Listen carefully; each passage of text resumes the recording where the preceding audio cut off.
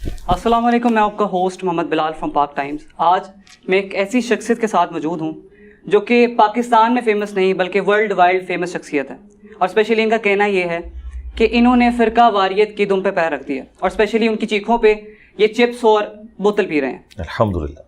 اور ساتھ میں سب سے امپورٹنٹ چیز کہ یہ کسی تعارف کے محتاج نہیں۔ آپ کو پتہ ہے کہ میں کن کی بات کر رہا ہوں، انجینئر محمد علی مرزا صاحب۔ السلام علیکم جی وعلیکم السلام ورحمۃ اللہ وبرکاتہ۔ ولا حول ولا قوۃ الا باللہ، اللہم صلی علی محمد وعلی آل محمد۔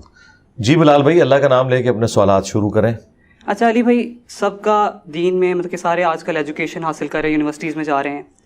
آپ نے یونیورسٹی کی تعلیم بھی حاصل کی، ساتھ میں جو ہے وہ دین بھی حاصل کیا۔ آخر آپ کا ٹرننگ پوائنٹ کیا تھا؟ کس چیز نے آپ کو اللہ کی راہ کے لیے جو ہے وہ مجبور کیا کہ میں نے دین کا علم سیکھنا ہے؟ دین کا علم سیکھنا تو ہر مسلمان کی بیسک نیڈ بھی ہے اور اللہ تعالیٰ کی طرف سے اوبلیگیشن بھی ہے، چاہے وہ اپنی اسکول کی لائف گزار رہے یا کالج کی یا یونیورسٹی کی۔ میری زندگی میں ٹرننگ پوائنٹ اس حوالے سے تو آپ کہہ سکتے ہیں کہ میں نے دین کی تبلیغ کا کام کیسے شروع کیا۔ دین سیکھنے کا میرا خیال ہے جب سے ہوش سنبھالا ہے، اپنی آخرت کی فکر ہے۔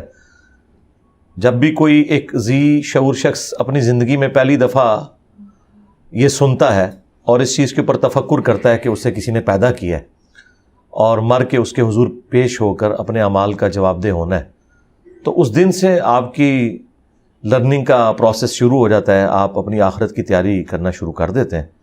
تو میرا خیال ہے میں بالغ ہونے سے پہلے ہی 5 وقت نماز پڑھنے کا عادی ہو چکا تھا گھر میں دینی ماحول کی وجہ سے، اور اس کے بعد پھر زیادہ جو دینی شغف آیا وہ آلموسٹ میٹرک کے لیول کے اوپر جب دعوت اسلامی میں آنا جانا شروع کیا، یہ جو الیاس قادری صاحب کی جماعت ہے دعوت اسلامی، اور پھر اس کے بعد کالج لائف کے تو 2 سال ہی تھے۔ اس کے بعد جب انجینئرنگ یونیورسٹی میں چلے گئے تو وہ 5 سال ہاسٹل میں، چونکہ آزادی ہوتی ہے، آپ گھر سے دور ہوتے ہیں، آپ کو وقت بھی کافی مل جاتا ہے اور مختلف قسم کے لوگوں کے ساتھ اٹھنے بیٹھنے کا آپ کا تجربہ بھی ہو جاتا ہے، اور آپ اپنے ٹائم کو اگر یوٹیلائز کرنا چاہیں تو اپنی تعلیم کو کمپرومائز کیے بغیر پیرلل میں آپ کتابیں پڑھ سکتے ہیں۔ چونکہ کتابیں پڑھنے کا شوق مجھے میٹرک لیول سے ہے، تو اس وقت سے ہی پھر کتابیں پڑھنی شروع کر دیں، دین کی طرف شغف ہوا، اور پھر الحمدللہ دعوت اسلامی میں چونکہ تھے تو اسپیکنگ پاور بھی آ گئی، اسی پلیٹ فارم سے درس و بیان کا سلسلہ بھی کرنا سیکھ لیا۔ پھر جب انجینئرنگ یونیورسٹی سے فارغ ہوئے اور پریکٹیکل لائف کے اندر آئے، جاب میں نے نیسکوم میں آلموسٹ 15.5 سال کی ہے۔ جاب کے دوران جاب کی مصروفیات بہت زیادہ تھیں، اس مصروفیت کی وجہ سے میں کوئی تبلیغ والا معاملہ اتنا نہیں اس وقت کر سکا سٹارٹ میں، تو 5-6 سال۔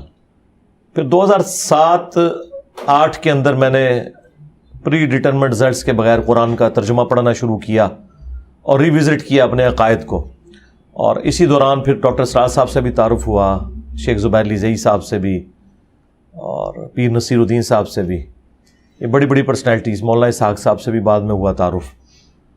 اور اسی دوران میں نے ایک بریلویوں کی مسجد میں درس بھی شروع کیا ہوا تھا 2007-8 کے اندر۔ اور پھر جب یہ ٹرننگ پوائنٹ اس حوالے سے آیا کہ مجھے اندازہ ہو گیا کہ تمام فرقوں میں کوئی نہ کوئی خرابیاں موجود ہیں، اور سچائی جو ہے وہ سکیٹرڈ فارم میں ہے، کچھ حصہ سنیوں کے پاس ہے، کچھ شیعہ کے پاس ہے، اور سنیوں میں بھی کچھ حصہ اہل حدیث کا بڑا اچھا لگا توحید کے عقیدے کے پوائنٹ آف ویو سے، سنت کی اہمیت کے اعتبار سے کہ آپ نے سنت کو فالو کرنا ہے بکس کے ذریعے، اور کچھ حصہ جو ہے وہ بریلویوں کا اور دیوبند کا۔ بریلویوں کے ساتھ تو ویسے ہی ایک عقیدت وابستہ تھی، شروع سے اسی مکتب فکر میں تھے۔ پھر یہی سوچا کہ اس کو جو کچھ ہم نے حاصل کیا اسے فرقہ واریت کی لعنت سے بالاتر ہو کر عوام الناس تک پہنچایا جائے۔ تو 2010 اکتوبر کے اندر باقاعدہ طور پر قرآن کلاسز شروع کی تھیں ایک چھوٹی سی اکیڈمی سے، اور اسی وقت ایک دوست نے ایک چھوٹا سا چینل بھی بنا دیا۔ اس وقت یوٹیوب کو اتنا بوم نہیں تھا، زیادہ ہماری دعوت کو جو آپ سمجھ لیں پروموشن ملی ہے وہ 2015 کے اندر جب مختلف مکاتب فکر کے علماء نے میرے خلاف کلپ ریکارڈ کروانے شروع کیے، اور اس میں مجھے گمراہ اور قادیانی اور مختلف چیزیں کہنی شروع کی۔ تو پھر میں نے پہلی دفعہ ریبٹل انہیں کرنا شروع کیا. ورنہ اس سے پہلے 2008 سے لے کے 2015 تک 7 سالوں میں کچھ میری ویڈیوز 2008 میں بھی ریکارڈ ہوئی ہیں, 9 میں بھی, 10 میں تو قرآن کلاسز شروع ہوئیں. ان 7 سالوں میں نے کبھی بھی کسی عالم دین کی تصویر لگا کے اسے ریبٹل نہیں کیا تھا. ہم تو بلکہ تھم نیلز بھی نہیں بناتے تھے. تھم نیلز بھی ہم نے بعد میں 2017 میں آلموسٹ بنانے شروع کیے, پھر پرانی ویڈیوز کے اوپر بھی تھم نیلز لگائے. اس سے پہلے تو میں علماء کے نام بھی نہیں لیتا تھا. جب انہوں نے مجھے اس طرح الزامات کے ذریعے ونریبل کرنے کی کوشش کی تو پھر میں نے ایک ایک کر کے ان کے الزامات کے جوابات دیے. 2015 اگست میں نے پہلی دفعہ یہ کام کیا, اور اس کے بعد پھر لوگوں کو آئیڈیا ہوا کہ مجھ پر جو الزام لگانے والے لوگ ہیں یا مجھے گمراہ کہنے والے لوگ ہیں وہ کتنے کمزور گراؤنڈز کے اوپر کھڑے ہیں, جب میں نے ان کو ایک ایک چیز کا ریبٹل کیا. حالانکہ وہ ساری باتیں میں آلریڈی ویڈیوز میں کرتا تھا, لیکن جب آپ 1 to 1 ریبٹل کرنا شروع کرتے ہیں نا کہ تم نے یہ بات کی تو میں یہ کہتا ہوں اس کے جواب میں, جو میں آلریڈی بھی ویڈیوز میں کہہ چکا تھا, لیکن وہ اس وقت علماء کو ریبٹل کرتے ہوئے ریکارڈ نہیں ہوئے تھے, تو وہ پھر کلپس آہستہ آہستہ وائرل ہونے شروع ہوئے. اور پھر 2017 میں پہلی دفعہ مرڈر اٹیمپٹ ہوئی 28 اکتوبر کو. اس کے بعد ذرا معاملہ اور یعنی ایک سمجھ لیں انٹرنیشنل لیول کے اوپر اٹھنا شروع ہو گیا. اور اب تو ماشاءاللہ آج 18 جون 2023 میں تو ہر طرف انجینئر ہی ہو رہی ہے. میرا تو دعویٰ ہے کہ دنیا میں کوئی مسجد نہیں ہے, کوئی مدرسہ نہیں ہے جہاں میرا پازیٹیولی یا نیگیٹیولی ذکر نہ ہوتا ہوں, الحمدللہ. علی بھائی ڈیسٹینیشن کیا تھی, کیا ایم تھا, کیا لے کے چلے یوٹیوب کے اوپر؟ سب سے پہلے ڈیسٹینیشن تھی اپنی آخرت کی فکر پہلے نمبر پہ. یہ دعوت و تبلیغ کا کام جو میں نے اپنی میٹرک کی لائف سے شروع کیا دعوت اسلامی میں, اور یونیورسٹی کی لائف میں بھی, اور بعد میں ایک نیوٹرل پلیٹ فارم سے ایک سلسلہ شروع کیا, مقصد تھا اپنی آخرت کی فکر. دیکھیں کامیابی کے لیے اللہ تعالیٰ نے 4 شرائط بتائی ہیں. الا الذین آمنوا وعملوا الصالحات, ایمان لانے کے بعد نیک اعمال, وتواصوا بالحق, پھر حق بات کی آپ نے لوگوں کو وصیت کرنی ہے, وتواصوا بالصبر, اور چوتھی چیز یہ ہے کہ پھر آپ کو حق کے راستے میں جو تکلیف آئیں گی اس پہ آپ نے صبر کرنا ہے. تو یہ کامیابی کے لیے جو 4 شرائط ہیں نا, ان میں جو آخری 2 شرائط ہیں یہ مشکل ہیں. اس کو پورا کیے بغیر آپ جنت تک پہنچ نہیں سکتے. پہلی 2 شرائط پہ تو آپ کو کوئی بھی تنگ نہیں کرتا, آپ بھلے ایمان لے آئیں, نیک اعمال کریں, آپ کو کوئی کچھ نہیں کہے گا. لیکن جیسے ہی آپ لوگوں کو حق بات پہنچائیں گے کہ تم یہ غلط کر رہے ہو, تو آپ کو پھر وتواصوا بالصبر تک بھی پہنچنا پڑے گا, اور یہیں سے پھر ایک بدنامی والا سلسلہ بھی ہوگا. ظاہر ہے ہر بندے کے اعصاب اتنے مضبوط نہیں ہوتے کہ وہ سامنا کر سکے ان تمام چیزوں کا. یہی وجہ ہے کہ یہ جو کام میں نے کیا ہے نا, مجھ سے پہلے شاید صدیوں میں پچھلی کسی نے کیا ہو, ہمارے علم میں نہیں ہے. بہرحال جن لوگوں نے بھی کیا ان کو حکمران وقت مروا دیتے تھے, ان کی آواز زیادہ دور تک نہیں جاتی تھی, جو اکا دکا لوگوں کا ذکر ملتا ہے. اس بڑے لیول کے اوپر ہمارے اس پلیٹ فارم کی بات بھی نہیں پہنچنی تھی اگر یوٹیوب یا سوشل میڈیا نہ ہوتا. ادروائز تو یہ دعوت یہیں سے اٹھ کے یہیں پہ دفن ہو جاتی. ایون آج سے 30-40 سال پہلے بھی مختلف مکاتب فکر کے جب جلسے ہوا کرتے تھے گاؤں ایریا میں, تو شہر سے گاؤں میں اور گاؤں سے شہر میں بسوں پہ لوگ آیا کرتے تھے کہ فلاں مولوی کراچی سے آیا ہوا ہے, ہم نے اس کی تقریر سننی ہے, فلاں جو ہے وہ اکاڑا سے آیا ہوا ہے, فلاں پنڈی سے آیا, اس کی تقریر سننی ہے. اور یہ تقریر سننے والوں میں ہم خود بھی ہوا کرتے تھے. میں یعنی میٹرک لائف پہ بھی میرا یہ حال تھا کہ جو ربیع الاول کے پورے مہینے کے جلسے ہوتے تھے نا جیلم کی جتنی مسجدوں میں سارے سنتا تھا. یعنی اگر 30 جلسے ہیں نا 30 مختلف مساجد میں, تو میں عشاء کی نماز وہاں پڑھتا تھا, پھر رات 12-1 بجے تک جلسہ سننا. اتنا یعنی شوقین مزاج تھا میں اس وقت بھی چیزیں سننے کے اعتبار سے. لیکن اب یہ نہیں ہے. اب ایک بندہ خواہ کسی غار میں بیٹھ کے ویڈیو ریکارڈ کرائے اور اس کے پاس انٹرنیٹ کا کنیکشن موجود ہے, تو پوری دنیا میں وہ آگ لگا سکتا ہے. مدنی آگ کی میں بات کر رہا ہوں, نیگیٹو آگ نہیں. یعنی وہ آپ کہہ لیں نور پھیلا سکتا ہے علم کا. تو یہ میرا یعنی گول تھا بیسیکلی اپنی آخرت کی فکر, کہ میں یہ بات لوگوں تک پہنچاؤں تاکہ اللہ تعالیٰ مجھے یہ نہ پوچھے کہ تمہیں جب یہ سچائی پتہ چلی تھی تم نے لوگوں کو کیوں نہیں بتائی. یہ پرائمری مقصد تھا پہلے دن, آج بھی یہی ہے. باقی ظاہر ہے کہ پھر جب آپ دعوت کا کام کرتے ہیں اس میں جو ہرڈلز آتی ہیں, اس میں بعض اوقات آپ کی ذات کو بھی کوئی ملائن کرنے کی کوشش کرتا ہے, اس کو آپ ریبٹل کرتے ہیں. وہ اس لیے نہیں کر رہے ہوتے کہ آپ نے اس سے کوئی بینیفٹ حاصل کرنا ہوتا ہے. میرے ساتھ اب ایک دعوت جڑی ہوئی ہے. اس وقت اگر میرے کردار پہ کوئی حملہ کرتا ہے تو میں اسے ریبٹل اس لیے کرتا ہوں کہ میرے ساتھ ہزاروں لاکھوں لوگوں کی آخرت وابستہ ہے. میں یعنی دین کا کام کر رہا ہوں, تبلیغ کا کام کر رہا ہوں, مجھے اگر کوئی ملائن کرتا ہے تو میں نے اسے ریبٹل تو کرنا ہے. اس کا مقصد میری کوئی اپنی عزت افزائی نہیں ہوتی, ورنہ تو میں اس سسٹم کا بینیفیشری ہوتا نا. دنیا میں جب بھی کوئی کسی قسم کی دعوت لانچ کرتا ہے اس کا بینیفیشری ہوتا ہے نا, یعنی اس سے کوئی چندہ بک بناتا ہے, کوئی مذہبی جماعت بنا لیتا ہے, کوئی پولیٹیکل جماعت بنا لیتا ہے, اس سے کوئی فائدہ حاصل کرتا ہے, اور پھر یہ سارے کے سارے معاملات وہ اپنی دنیا بنانے کے لیے اس کے اوپر کرتا ہے, مدارس کی ایک چین شروع کر دیتا ہے. تو میں نے تو اس سسٹم سے کچھ بھی حاصل نہیں کیا سوائے اس کے کہ میری اپنی لائف ونریبل ہوئی, میری فیملی کی لائف ونریبل ہوئی, میرے قریبی ٹیم ممبرس کی لائف ونریبل ہو گئی. اور میں اپنے چینل سے آج بھی اگر میں ویڈیو ایڈز کے اوپر اسے مونیٹائز کر دوں تو میں 70-80 لاکھ 1 کروڑ روپیہ بھی مہینے کا کما سکتا ہوں. آپ لوگوں کو تو پتہ ہے میری ویورشپ کا لیول کیا ہے. تو ہم یہ نہیں کر رہے, اس کا مطلب ہم نے سسٹم سے کچھ حاصل نہیں کیا سوائے اس کے کہ ہم اپنی آخرت کی فکر میں. اور ظاہر ہے چونکہ نبیوں والا کام ختم نبوت کی برکت سے اس امت کو ٹرانسفر ہوا ہے تو ہم اپنے نبی کی ڈیوٹی پوری کر رہے ہیں صلی اللہ علیہ وآلہ وسلم. اچھا علی بھائی, اس ٹائم آپ کے سبسکرائبر ماشاءاللہ کافی زیادہ ہیں, آپ کتنے چاہنے والے ہیں؟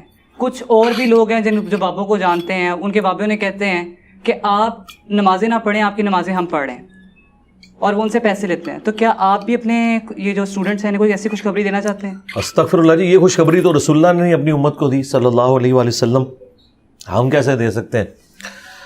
قرآن میں واضح 3 جگہ پہ ہے, سورہ یونس میں, سورہ الزمر میں, اور سورۃ الانعام میں.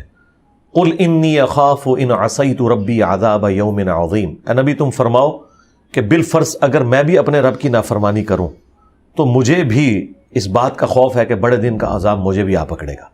اور یہ بالفرض میں نے احتراماً لگایا, قرآن میں یہ الفاظ نہیں ہے.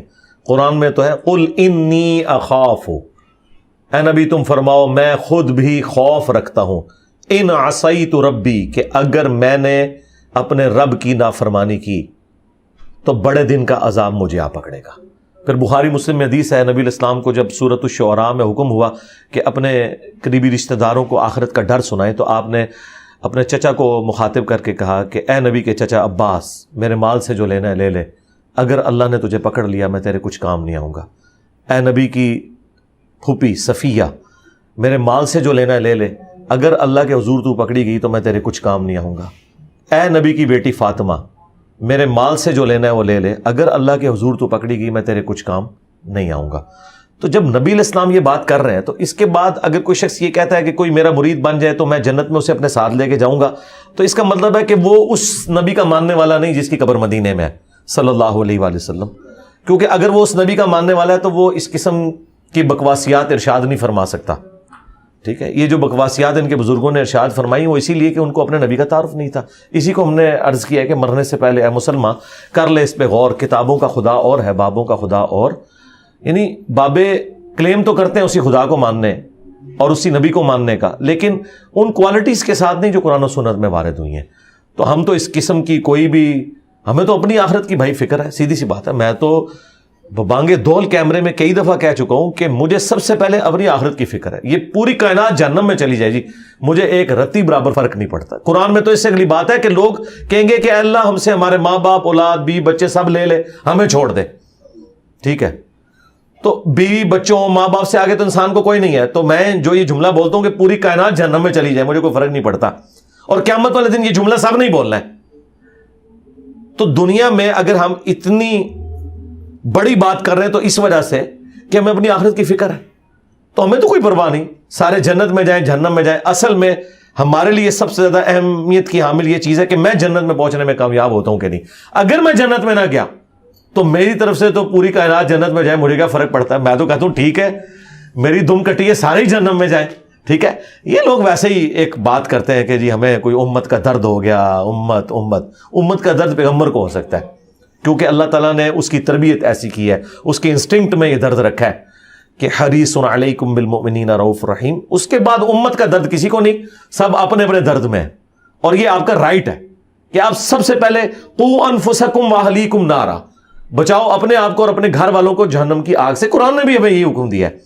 ٹھیک ہے, بخاری مسلم میں حدیث ہے تم میں سے ہر شخص نگہبان ہے, اس سے اس کی رعیت کے بارے میں پوچھا جائے گا. پھر آپ علیہ السلام نے کہا حکمران اپنی رعایا کے اوپر نگہبان ہے, اور ایک خاوند اپنی بیوی اور بچوں کے اوپر نگہبان ہے, ایک بیوی اپنے خاوند کے مال اور اس کی اولاد کے اوپر نگہبان ہے. تو ہر شخص اپنی فکر میں ہے, ہم بھی اپنی فکر میں ہیں, آخرت کی فکر میں. اور اس میں سائیڈ بینیفٹ کے طور پہ اگر امت کا بھلا ہو رہا ہے تو وہ سیکنڈری چیز ہے. سب سے پہلے میں چاہتا ہوں کہ میں جنت میں رسول اللہ کے پڑوس میں پہنچ جاؤں صلی اللہ علیہ وآلہ وسلم. اس کے بعد کوئی پہنچتا ہے تو پہنچے جی, ہاں وہ ٹھیک ہے, اس کی لاٹری نکلے, سب سے پہلے میں. ہاں اچھا علی بھائی, آپ کا ایک موٹو ہے بابے تے شاہی کوئی نہیں. جی جی. اب آپ کی نظر میں صوفیزم اور یہ جو اولیاء اللہ ہیں, ان کی کیا نظر میں آپ کی کیا ان کی حیثیت ہے, اور اسلام میں ان کی کیا حیثیت ہے؟ دیکھیں جی, جو اولیاء اللہ کو نہیں مانتا وہ تو کافر ہے. اولیاء اللہ کو ماننا, ان کی عزت کرنا, یہ تو اسلام کا حصہ ہے. ہمارا یہ جھگڑا ہے کہ آپ جن کو اولیاء اللہ کہہ رہے ہیں نا, ہم ان کو اولیاء اللہ نہیں مانتے. ٹھیک ہے, اگر کوئی شخص آپ کو کہے کہ پیغمبر کو ماننا ضروری ہے, اس کے بغیر آپ کافر ہو جائیں گے, اور قرآن میں لکھا ہے لا نفرق بین احد من رسلی, رسولوں میں ایمان لانے میں فرق نہیں کرنا. اور سورۃ النساء میں لکھا ہے کہ جو اللہ رسول میں فرق کر دے یا رسولوں میں آپس میں فرق کر دے کہ ہم نے بعض رسولوں کو ماننا ہے بعض کو نہیں ماننا, وہ بھی پکے کافر ہیں. جس طرح جیوز عیسیٰ ابن مریم کا انکار کر کے کافر ہوئے, اور کرسچنز محمد رسول اللہ کا انکار کر کے صلی اللہ علیہ وآلہ وسلم کافر ہوئے. اب یہ ساری آیتیں آپ کو کوئی سنا کے کہے کہ آپ غلام احمد قادیانی پہ بھی ایمان لے کر آئے, تو آپ کیا کہیں گے کہ بھائی ہم رسولوں کو مانتے ہیں, تمہارے جعلی دجال کو نہیں مانتے. بس ہمارا بھی موقف یہ ہے کہ جن کو یہ اولیاء اللہ کہتے ہیں ہم انہیں دجال سمجھتے ہیں, ہم انہیں اولیاء اللہ ماننے کے لیے تیار نہیں. ہم کنہیں اولیاء اللہ مانتے ہیں؟ ہم مانتے ہیں سب سے پہلے اہل البیت کو علیہم السلام, ان کے بعد صحابہ کرام علیہم رضوان, ان کے بعد صحیح العقیدہ تابعین, پھر تبع تابعین, اور قیامت تک جتنے لوگ صحیح العقیدہ ہیں. اب تبع تابعین میں آتے ہیں امام بخاری, امام مسلم, اور میں انہیں یہ رسپیکٹ دے رہا ہوں کہ ان کی کتابیں میں نے یہاں رکھی ہوئی ہیں. تو ان سارے بابوں کو ہم مانتے ہیں. ہم ان بابوں کو مانتے ہیں جو کتابوں کو مانتے ہیں اور اپنے پیغمبر کے وفادار ہیں. جو بابے اپنے پیغمبر کے غدار ہیں ان بابوں کو ہم نہیں مانتے. تو جو اولیاء اللہ واقعی اللہ کا اور اس کے نبی کا تعارف کرواتے رہے اور اپنی عبادت نہیں کروائی, وہ ہمارے سروں کا تاج ہے, اور ان کے قدموں کی خاک ہماری آنکھوں کا سرما. لیکن جو نبی کے ساتھ غداری کرتے ہیں, پھر ہم ان کے لیے کہتے ہیں کہ نبی کے جیسا ہے ہی کوئی نہیں, بابت شاہی کوئی نہیں. یعنی چونکہ ہمیں نبی سے آگے کوئی نہیں ہے, تو جو شخص بھی ہمارے نبی کا گستاخ ہے, چشتی رسول اللہ پارٹی یا اشرف علی رسول اللہ پارٹی, یا رسول اللہ کی باتوں سے بڑھ کر کسی اور کے فرامین کو وہ پرائورٹی دیتا ہے, یا قرآن سے بڑھ کر کسی اور چیز کو امپورٹنس دیتا ہے, تو ہم نے تو عزت اس کی اس وجہ سے تھی کہ یہ اللہ کا ولی ہے اور نبی کا امتی ہے, نبی کا وفادار سپاہی ہے. اگر نبی کے ساتھ وہ غداری کر رہا ہے تو اس کی عزت تو اسی دن ختم ہوگی نا. اسی کو میں نے عرض کیا نا, عزتیں انہوں نے اویل کی ہیں اللہ اور اس کے رسول کے نام کے اوپر, چندے بٹورے ہیں انہوں نے اللہ اور اس کے نبی کے نام کے اوپر, اور سواریاں سوار کی مکے اور مدینے کے نام کے اوپر, اور پھینکی ہیں اجمیر میں, بغداد میں, دیوبند میں اور بریلی میں. انہوں نے غداری کی ہے, تو ہم ان کو ہی نہیں مانتے. رہ گیا صوفیزم. صوفیزم جو ہے نا جی, یہ ایک پیرلل میں ایک ریلیجن ہے, ایک اسکول آف تھاٹ ہے, ایک مذہب ہے جو یہود و نصارہ میں رہبانیت کی شکل میں ایگزسٹ کرتا ہے, اور مسلمانوں میں صوفیزم کے نام کے اوپر ہے. اسے مسٹسزم کہا جاتا ہے. تو اس کا اسلام سے کوئی تعلق نہیں ہے. ہاں یہ جو صوفی تھے یہ مسلمان تھے, اسلام وہ نہیں تھا جو یہ بتا رہے تھے, یہ مسلمان تھے. تو ظاہر جب یہ مسلمان ہوئے تو انہوں نے کچھ چیزیں اسلام سے اڈاپٹ کی, اور کچھ چیزیں جو ان کی چل رہی تھیں رہبانیت والی وہ اسی طریقے سے چلائیں. اب یہ آپ کو فخریہ بتاتے ہیں جی 40 سال تک عبد القادر جیلانی جو ہے وہ جنگلوں میں پتے کھاتے رہے. اب مجھے بتائیں یہ کون سے نبی کی سنت پہ عمل کیا ہے؟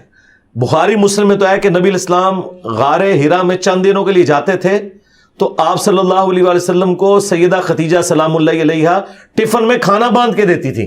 آپ تو پتے نہیں کھاتے تھے, اور نہ آپ بغیر کھائے پیے وہاں پہ وقت گزارتے تھے. تو یہ بزرگوں کے بارے میں کہتے ہیں جی وہ بابا دھنکا اتنا عرصہ اس نے کچھ نہیں کھایا, حالانکہ بالکل جھوٹ بول رہے ہیں. بابے دھنکے کے علاقے کے کتنے لوگ میرے اسٹوڈنٹ ہیں وہ بتا رہے ہیں کہ وہ چائے بھی پیتا تھا, سب کچھ کرتا تھا, لوگوں کے سامنے نہیں کھاتا تھا. تو سارے بابے دھوکے دے رہے تو, ٹھیک ہے, پرانے بھی تے نویں بھی. تو یہ بالکل جھوٹ بولتے ہیں, ہم ان کو مسلمان سمجھتے ہیں. اب یہ جو آخری ان کے پاس آرگومنٹ ہے نا, وہ یہ کہتے ہیں کہ جی صوفیاء نے کلمہ پڑھایا, تو ہم کب انکاری ہیں؟ بالکل ہم یہ کہتے ہیں کہ قادیانیوں کے صوفیاء نے جرمنی میں کئی گوروں کو کلمہ پڑھایا. نہیں انہوں نے تو عقیدے ٹھیک نہیں, سرکار تو بھی عقیدے ٹھیک نہیں, کلمہ تو انہوں نے بھی پڑھایا. ہم کہتے ہیں کہ جی شیعہ کے کتنے علماء نے, کئی بزرگوں نے جو ہے وہ کلمہ پڑھا کے لوگوں کو مسلمان کیا ہے.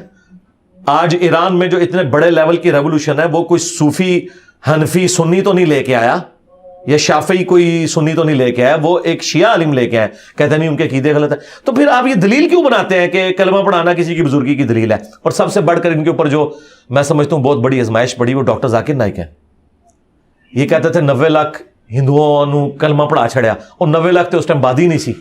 اچھا, ڈاکٹر ذاکر نائک نے تو کیمرے میں سینکڑوں ہندوؤں کو کلمہ پڑھایا, اور اس کی پاداش میں وہ حضرت ابراہیم علیہ السلام کی طرح غریب الوطنی کی زندگی گزار رہے ہیں. تو بریلویوں نے انہیں کیوں نہیں ولی اللہ مان لیا؟ تو پتہ کیا کہیں گے, نہیں کلمہ تے پڑھایا پر عقیدے ادھر ٹھیک نہیں, تواڈے بابے دے بھی عقیدے ٹھیک نہیں. بھائی چلو نسو چکو اپنے بابے تو لے جاؤ.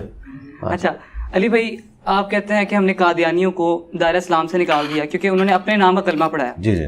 تو جب چشتی رسول اللہ ناؤز باللہ اور اشرف علی تھانوی رسول اللہ ناؤز باللہ اس طرح کے کلمے پڑھائے گے تو انہیں دائرہ اسلام سے باہر کیوں نکالا جاتا؟ جی, جو ان کلموں کو صحیح سمجھتے ہیں وہ دائرہ اسلام سے خارج ہیں. ہم کب کہتے ہیں؟ اب رہ گئے پرانے لوگ جو مر چکے, ہمیں نہیں پتا, ہو سکتا ہے توبہ کر کے مرے ہو سکتا ہے ان کی کتابوں میں تحریف ہوگی ہو, تو ان کے بارے میں بھی ہم کوئی حکم نہیں لگا سکتے. ہمارے سامنے آج کوئی آ کے کہنا میں چشتی رسول اللہ کو جائز سمجھتا ہوں, میں آج اسے کافر کہتا ہوں. اب تو آپ دیکھ رہے ہیں ایک ایک کر کے وہ تو انکاری ہو گئے ہیں. ٹھیک ہے نا, انکاری ہونا ہی اس بات کی دلیل ہے کہ انہیں بھی پتا ہے یہ کفر ہے. اور بریلوی پچھلے 100 سال سے اشرف علی رسول اللہ کو کافر تو کہہ رہے ہیں, تو میں نے کوئی نئی بات تو نہیں کی ہے. تو معرفت کی بات کہہ کے اسے جب وہ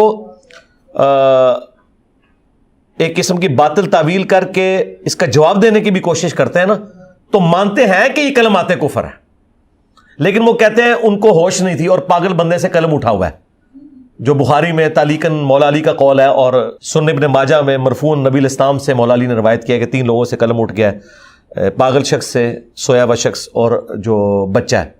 تو وہ کہتے ہیں چونکہ ان کو ہوش نہیں تھی تو اس وقت انہوں نے یہ جو بکواسیات ارشاد فرمائی ہیں اس کی وجہ سے ان پہ گرفت نہیں ہوتی, لیکن ہے کفریات ہیں جو انہوں نے بکی ہیں. تعویل ادھر کرتے ہیں, یہ کسی کی جرت نہیں ہے کہ یہ کہے کہ وہ ہوش میں تھے اور انہوں نے بالکل ٹھیک کیا. یہ اگر کہہ دیں تو ہم انہیں کافر ہی سمجھیں گے. آج بھی کسی کی جرت نہیں ہو رہی. رہ گیا ہم اسے ہائی لائٹ اس لیے کرتے ہیں کہ جو یہ باطل تعویلات کر رہے ہیں نا, ان سے بھی ہم انہیں پیچھے کرنا چاہتے ہیں کہ شکر کرو کہ حضرت عمر نہیں ہے اس زمانے میں, ورنہ تمہارے گاٹے اتارے کہ یہ کون سی دین کی خدمت ہے کہ تم ان باتوں کا دفاع کر رہے ہو, یہ کون سی اسلام کی خدمت ہے. تو یہ چیز ہے. اچھا, اس میں ایک اور چیز آتی ہے کہ مسلمانوں کا جب بھی پکچرائز کیا جاتا ہے انہیں دوسرے پورے دنیا کے اندر, تو انہیں ہمیشہ شدت پسند دکھایا جاتا ہے, ہاتھوں میں چھریاں پکڑائی ہوتی ہیں اور انہیں اس طرح پکچرائز کیا جاتا ہے. اس پکچرائز کرنے کی وجہ کون ہے؟ وجہ یہ مولویوں کا طبقہ ہے نا. یہ کوئی غلط تو پکچرائز نہیں کیا جا رہا, کیا ٹوکے نہیں اٹھائے ہوئے انہوں نے؟ اب مجھے بتائیں, ٹوکے کے اوپر لکھا ہوا ہے لبیک یا رسول اللہ, مطلب آپ کیا میسج دینا چاہ رہے ہیں؟ اور یہ ٹوکے اگر کافروں پہ چلتے ہیں میدان جنگ میں, وہ بھی عام حالت میں نہیں, تو ہمیں صبر بھی آتا. یہ ٹوکا تو مسلمانوں پہ چلاتے ہیں, یہ ہم نے ان ٹوکوں کو کیا کرنا ہے؟ تو آپ کی جو پکچر دکھائی جا رہی ہے وہ بالکل ٹھیک دکھائی جا رہی ہے. آپ فیصل آباد شہر سے ہیں, دنیا میں جو بے حیائی پہ مبنی ویب سائٹس ہیں ان میں پہلے نمبر پہ فیصل آباد کا نمبر ہے, آپ کو پتا ہے؟ ہاں, اسٹیٹسٹیکل جو انالیسس جاری ہوا ہے, پاکستان کا پہلا نمبر ہے, اور پاکستان میں بھی فیصل آباد کا پہلا نمبر ہے. اب فیصل آباد کے لوگ یہ کہیں گے جی ہماری پکچر غلط دکھائی جا رہی ہے. کام بھی تجھے غلط کر رہے ہو, ہاں, تو پکچر تو دکھائی جائے گی. آپ کا جو امیج دکھایا جا رہا ہے وہ آپ ہیں نا. ہاں, اب آپ یہ کہیں گے نہیں میجورٹی لوگ تو ٹھیک ہیں, یہ چند لوگ ہیں جن کی وجہ سے بدنامی ہو رہی ہے. تو یہ چند لوگ جن کی وجہ سے بدنامی ہو رہی ہے وہ آپ کے ہیں نا, تو صفائی آپ نے کرنی ہے نا.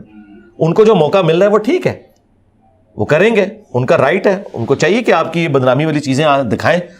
پھر بھی تو آپ لوگوں نے کوئی دیکھیں, اگر بریلویوں کی بدنامی ہوتی ہے مزارات پہ ڈھول ڈمکوں اور قبروں پہ سجدے کی وجہ سے, احمد بریلوی صاحب اس کو حرام سمجھتے ہیں, بریلوی علماء بھی حرام سمجھتے ہیں, تو کیا آج تک کسی مزار سے انہوں نے یہ ڈھول ڈمکے ختم کروانے کی کوشش کی ہے؟ الٹا یہ لڑ پڑیں گے. میں آپ کو بتاؤں, میں 2000 آلموسٹ 7-8 کی بات ہے, بلکہ اس سے بھی پہلے کی ہے, 6-7 کی بات ہوگی. میں گولڈا دربار پہ بیٹھا ہوا, تو وہاں پہ انہوں نے لکھ کے لگایا کہ یہاں عورتیں نہیں آ سکتی, اس کے باوجود عورتیں آتی ہیں وہاں پہ, لکھ کے لگایا ہوا ہے.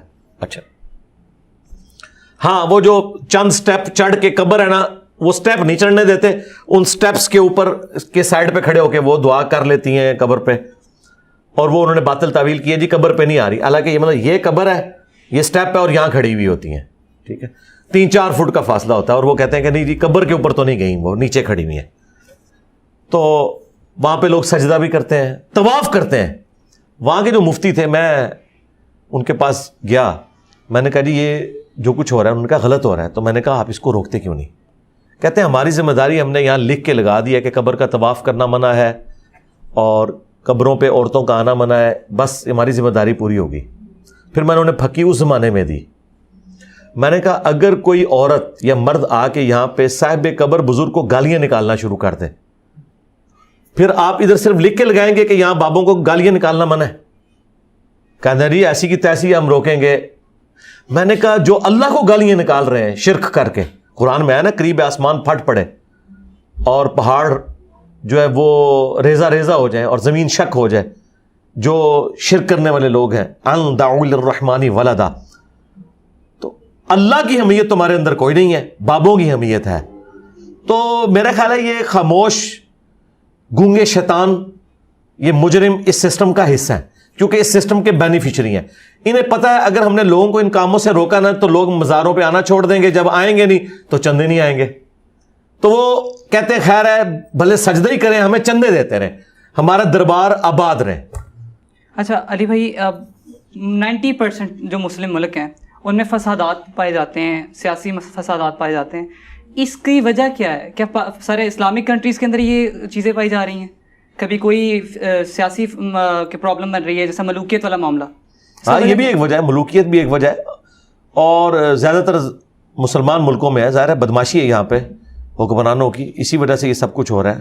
اور وہ جو ڈیموکریٹک ویلیوز ہیں اور سوشل ایتھک ہے اس کو پروان نہیں چڑھنے دیتے, اس وجہ سے یہ سب کچھ ہوتا ہے.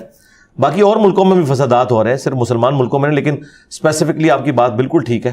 اس کی وجہ یہ ہے کہ ان کی بدماشی ہے, اور صدیوں سے انہوں نے جو امپائرز ٹوٹی بھی ہیں تب بھی ان کے دماغ سے وہ خمار نہیں امپائرز والا جا رہا. حالانکہ ہم ملک بن چکے ہیں, انسانیت نے لرن کیا. اور اس میں سب سے یعنی آپ سمجھ لیں ماڈرن ایج میں سب سے بڑا جو بینچ مارک ہے وہ فرینچ ریولوشن تھی.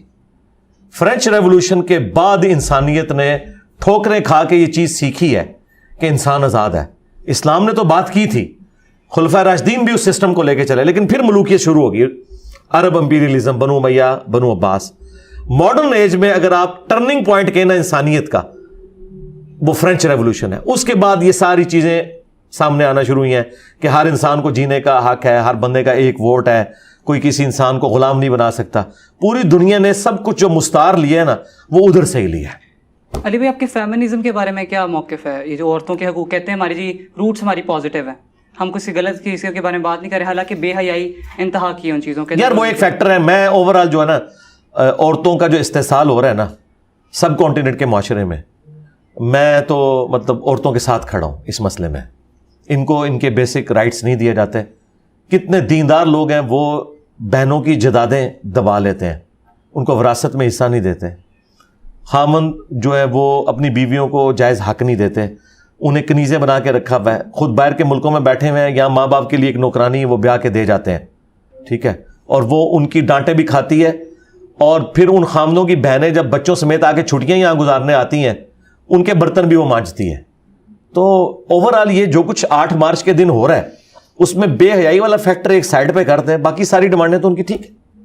چلیں اچھا اب ٹاپک نمبر 2 کی طرف چلتے ہیں, جو کہ اہل بیت, حدیث اور جو اصحاب کے اوپر ہے. جی جی. اچھا اس میں علی بھائی سب سے پہلا فیکٹر یہ آتا ہے کہ جو حضرت علی کا مقام ہے, جن کے بارے میں نبی صلی اللہ علیہ وسلم فرمایا من کنت مولا فعلی مولا, ٹھیک ہے. اس سے پہلے ایک قرآن کی آیت بھی پڑھی جیسے وہ آقا بنا دیا, مولا بنا دیا جو اپنے النبی اولی بالمؤمنین من انفسہم. اس کے بعد پھر خیبر کے موقع پہ جھنڈا دیا. اب یہ معاملات اتنے زیادہ اٹیچ ہیں نبی صلی اللہ علیہ وسلم کے ساتھ, صلی اللہ علیہ وسلم, اوپر سے نبی کے اہل بیت.